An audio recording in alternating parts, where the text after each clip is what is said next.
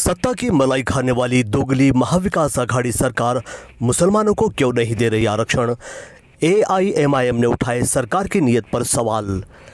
मुसलमानों को 5% आरक्षण मिले, इस मांग को लेकर मुंबई के आज़ाद मैदान में ऑल इंडिया मजलिस-ए-इत्तेहादुल मुस्लिमीन द्वारा ज़बरदस्त धरना प्रदर्शन किया गया, जिसमें मुंबई मजलिस के अध्यक्ष पूर्व विधायक फैयाज़ अहमद खान, मुंबई मजलिस के प्रवक्ता Nasrullah Ghazi, Mumbai joint secretary doctor Danish, Malegaon से विधायक मुफ्ती इस्माइल कासमी और धुलिया के विधायक फारूक शाह ने कांग्रेस राष्ट्रवादी कांग्रेस पर जमकर निशाना साधा।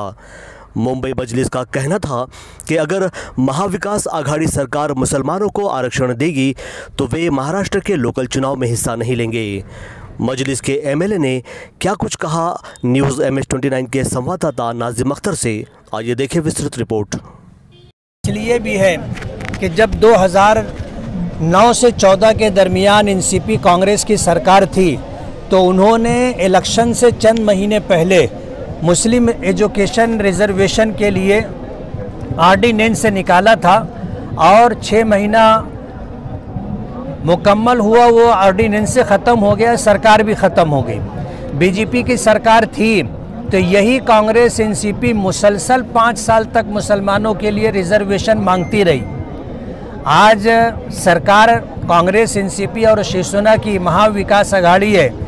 जब ये पिछले 5 साल में बीजेपी से मुस्लिम रिजर्वेशन की मांग कर रहे थे तो आज ये रिजर्वेशन देने की पोजीशन में है, सत्ता में है, इनका इक़्तिदार, इनकी हुकूमत है, तो मुसलमानों को रिजर्वेशन देना चाहिए।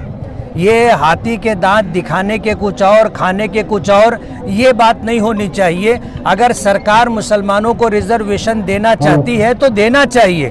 5 साल तक आवाज़ लगाती रही जब बीजेपी की सरकार थी, तो हमारी डिमांड ये है, उसी के लिए जो है तिरंगा रैली भी निकाली गई थी और इसी के साथ जो है अब जब सरकार में ये है तो हमारी डिमांड है कि जो डिमांड आप कर रहे थे वही डिमांड हमारी है।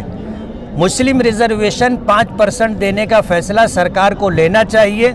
सरकार अगर अपनी डिमांड और मुतालबे में सच्ची और मुखलिस थी तो आज वो देने की पोजीशन में है, रिजर्वेशन दिया जाए। ठीक है, अब यह नतीजा ये हुआ कि 2014 में उस कमेटी की रिपोर्ट की बुनियाद पर एनसीपी और कांग्रेस की जो सरकार थी, इन्होंने क्या किया कि जब इनकी सरकार जाने वाली थी तो 6 महीना पहले ऑर्डिनेंस लाते हैं और ऑर्डिनेंस कोई भी जो आता है तो उसको 6 महीने के अंदर कानूनी शक्ल देना जरूरी होता है।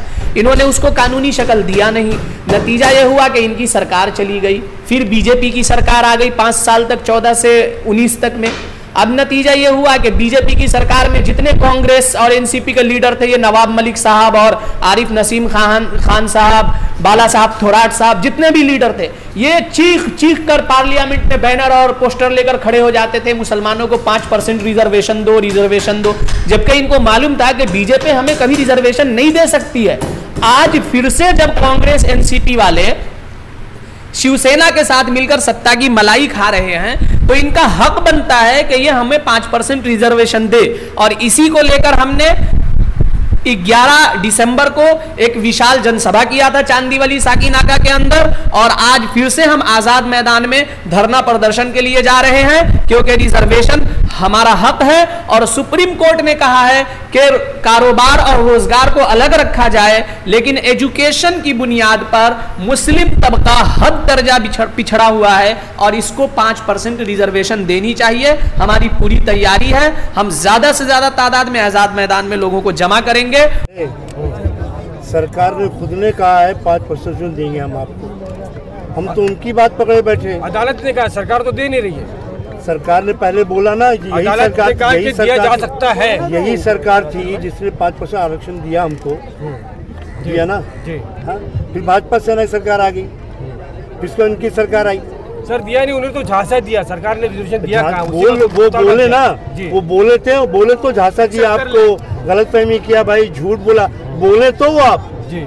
हम तो उनकी बात पकड़े बैठे हुए, और कोर्ट ने जो बात कही है 5% की बात की है, उसमें रोजगार को अलग किया उन्होंने। एजुकेशन पर्पस को दे सकते हैं और एजुकेशन पर्पस के लिए कोई भी क्राइटेरिया नहीं है। हमारी मांग है कि एजुकेशन पर्पस के लिए आप दें, और नवाब मलिक साहब झूठ बोल रहे हैं, बाबा के दुहल झूठ बोल रहे हैं। नहीं, नवाब मलिक साहब ने तो ये कहा कि 50% आरक्षण दिया गया है, कानून के मुताबिक उससे ज्यादा दिया नहीं जा सकता।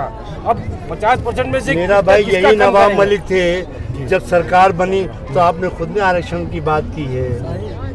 कभी बोलो कुछ, कभी बोलो कुछ, कभी तेरा